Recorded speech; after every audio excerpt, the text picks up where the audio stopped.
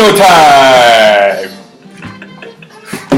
Right, what we're going to do, without laughing, is we're going to ask each other questions, and I'll try and look at the camera, not here, at myself. Okay, so here goes. We're going to ask each other and we'll interject and stuff like that, and hopefully be able to answer your questions. I will turn the music down slightly.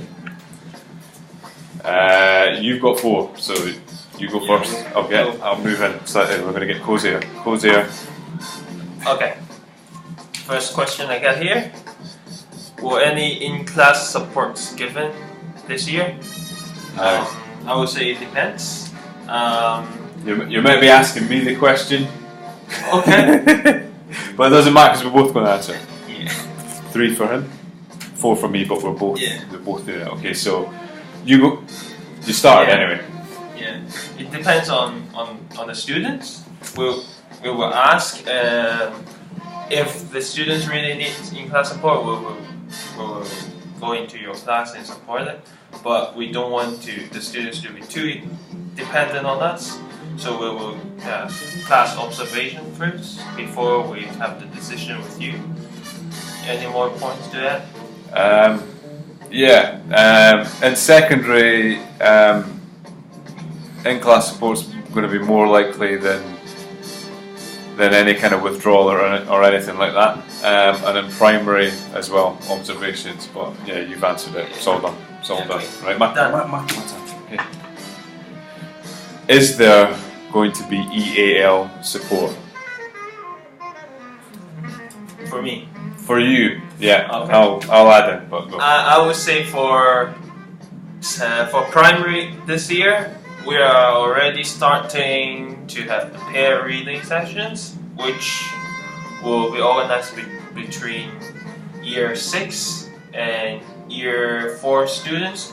Some of the year 6 students who are more capable or strong in reading will help some EAL students or some students who missed last year or just difficulty the weaker reading. Readers. Really? Yeah, the weaker readers. So that could be any. Year 4. But other than the paired reading, we're still looking for ways and measures to help students with EAL difficulties. And for secondary also some kind of support. Yeah, the SEN department and drama are going to be doing some literacy intervention, which will involve reading and writing and sort of performance based on fairy tales, I think. So Lindsay and myself will be doing that, and that's predominantly again the lower ability students for EAL. No ELA. No English language acquisition. So the lower students from those classes, English basically. Yeah. But yeah, some of them again might be SEN. They probably will be EAL. That's what. Acronyms. difficult. All right, we've done that one. Next is mine. Okay. Some of you ask about one particular secondary student with ASD. So the question is how to manage their behavior and also how to control their MacBook use.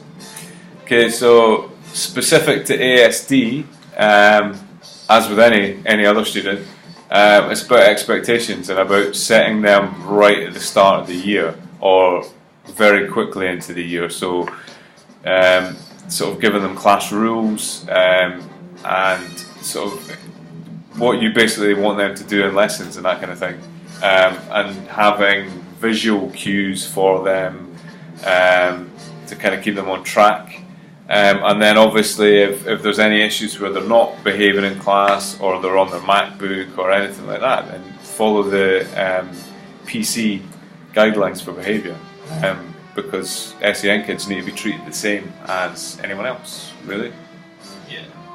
Any other? Just basically you need clear rules and expectations and guidelines for them. Usually students with ASD can follow rules quite well, but if they really don't follow, then you just need to make sure they understand the consequences already, so they will follow your instructions. Yeah, and also sort of any instructions, keep it kind of concise, to the point, and as clear as possible. Don't be vague or kind of try and be too funny, because some of the SD students might not get it. And it's maybe not because you're not funny, it's just that they don't understand it. Yeah. MacBook issues, I think with that particular student, there's a sort of accommodation arrangement gone in place for him anyway, so he's basically not going to be bringing his MacBook to school. But for other students, if you have any issues with MacBooks, again, then you mustn't be being clear about your expectations. On the website, the SEN website, there is some resources with visuals that were used in maths last year, that could be used in any lesson to show whether MacBook's being used or not. So have a look there. My turn. How do I assess a mute student for drama? Oh, for drama class. We talk about it. Yeah. We think drama involves not only the speech part, but also the movements and gestures and the facial expressions. So these can be the parts that you can assess the students with autism. And any other? Yeah, well, like sort of historically, sort of you think about films and stuff like that, there used to be the silent films, so clearly actors in that didn't talk, and it was kind of music and stuff. Elements of dance, hand gestures, you can say a lot with your hands, but yes, I think the sort of silent movie side of things, or like looking at different types of comedy and stuff as well, like slapstick and things like that. There's many options, or even that person could write the script for others to perform. Yeah, or videotape himself or herself, not in front of the class, but maybe at home. He's more comfortable to add out the drama by himself or herself. Yeah, so, I mean, the other thing is he could. We say he because I'm presuming that it is the student in year 6. Yeah, he could act out. He could almost sort of mime, not mime. What do you call it when you don't like speak or sing? No. Like I don't know what I'm trying to say. There's like a lip sync. He could lip sync. Someone else could say his words, and he could lip sync it. Possibly. I'm thinking a bit alternative. Right, that one's done. Last 3, or yeah, you have skipped it. How do we deal with students with SpLD? How to diagnose it? Okay, I'll go to the bottom one first. So diagnosing SpLD, it's not for us to do. We can be referred by the student referral process, which is on the VLE. It's also on our website at the moment, but it's going to be on the VLE under a tab SST. Yeah. So there can be a referral from there. We can do some observations, sort of fill out some check sheets and stuff to do some screening. But at the end of the day, that's something that will go to an EP or a clinical psychologist, so someone qualified to make an assessment. And then in terms of support, was it? How do we deal with? Now, by dealing, I'm presuming you mean support them in lesson rather than, I don't know, getting them killed or anything like that. I don't know, this is not a mobster film or anything like that. So to deal with them, it depends on the SpLD, because SpLD is specific learning difficulty, and that kind of encompasses a few different things. So you've got dyslexia, which in Hong Kong is generally referred to as reading and writing difficulties. Then you've got ADHD, which is under the same banner. What else? Dyspraxia, dyscalculia. There's several, but generally for us within this school, it's going to be referring to dyslexia or reading and writing issues. And within that, it's similar to others. It's about being clear about sharing sort of instructions and things like that, and having different learning styles catered for. So visuals, video, written sort of instructions, but also limiting the amount of information there. Keep things concise, because if students got dyslexia, then they'll probably find it difficult to read. It'll take all the processing to read something. They might not actually comprehend it. What else? Time. A lot of time. Give them time to actually produce work, but also if you're asking questions, give them time to think about stuff. Because again, processing. Your thoughts? Yeah.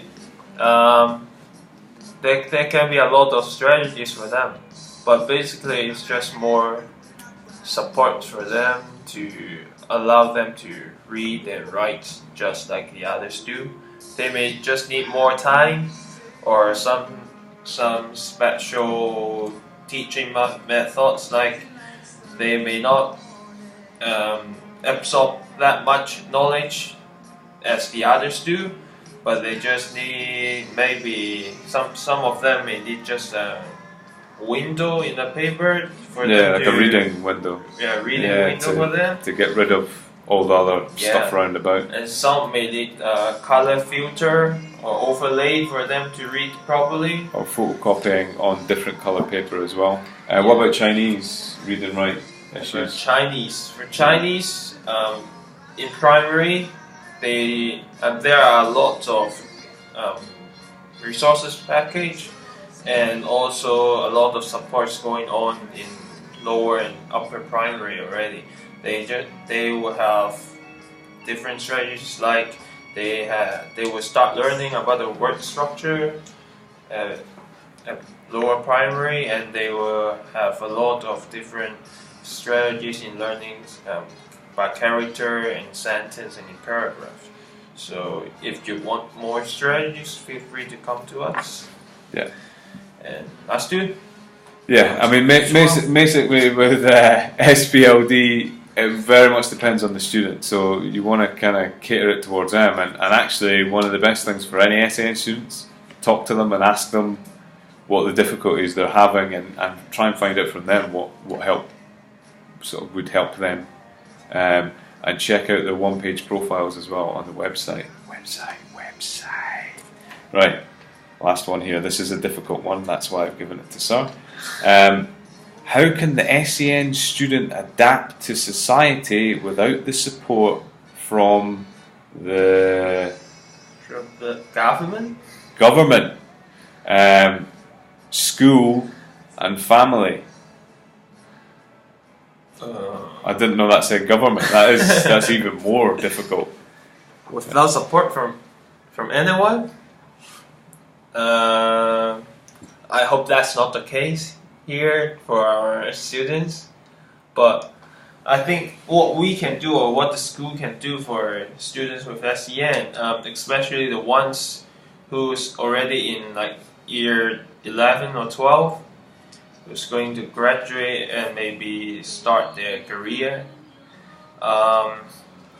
For school, what the teachers can do is to find out what their interests and their strengths, and try to motivate them and develop them in those aspects. Because you can't expect everyone, either they have SEN or not, so you can't expect all of them have good results in the public examinations or really good in academics. Instead, for teachers or for educators, we just try to find out what they are strong at and motivate them to develop on that side. For example, a student may be very good and keen on cooking, and he or she may want to be a chef. So this can be a way out for them. Yeah, and also you can, some of them can join some vocational training, Yeah. So it can be another path for them. Yeah. Any more? Yeah, again, it's just about speaking to those students. I mean, the main difficulty is if government, school, and family aren't involved, then it makes it more difficult. In terms of in school, if there's any SEN students that are suspected and the family don't want to pursue any kind of assessment, or if there's students that have been assessed and the family don't want that kind of divulged to staff and teachers, then if we're all aware of the situation anyway, then there will still be support. We will just put them down as student support, basically, which basically means that they've not been assessed or anything like that, but they will be highlighted as a student that needs some kind of support, and we will share as much information as we can. But yeah, the main thing is that there's always support available, whether you know what I mean, if the government and family aren't there, then the school will be there. And as a lovely example, I went through school, primary and secondary, without any assessment for dyslexia, and look at me now. Success. So anything's possible.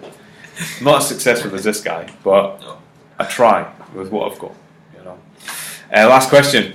This is long. We're on 16 minutes. Yeah. Told you, talking. Yeah, talkative man. Last question. Where would you recommend us to find useful SEN resources? SEN website, the LUAC SEN website. Yeah. And failing that, there's a search engine online called Google. I think some of you might be aware of it. If you type into that things like dyslexia, SpLD, ASD, then you will get thousands of results. If you want specific recommended websites, then we will put them on the website. We will put links on there for additional places. There's the National Literacy Trust, there's the National Autism Society. There's loads and loads and loads. We will put them on the website because that's probably easier than me just sort of sitting here thinking and probably being inaccurate as to what the websites actually are.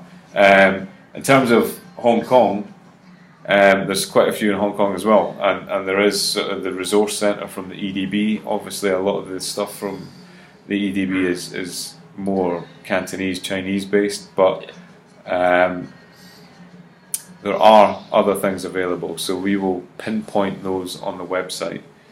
Or if people aren't feeling that, then somewhere else. Yeah. I think we're done. Yeah. 18 minutes of pure gold. All right.